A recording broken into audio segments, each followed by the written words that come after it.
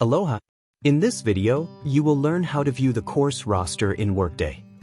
To begin, open the Instructor tab from the left side navigation panel and select Teaching. Under Instructor Activities, click View Course Section Roster. This option allows you to view rosters for your current, past, or future course sections. In the search window, select My Assigned Course Sections from the search bar options. This means the course sections displayed are assigned specifically to you. Next, select the academic year and semester, then choose the course section you would like to view. After making your selections, click OK. The course roster page will then display detailed student information, including student photo, if available, student name, preferred name. Under Academics, you will see current classes, plan, academic history, academic progress, and external records.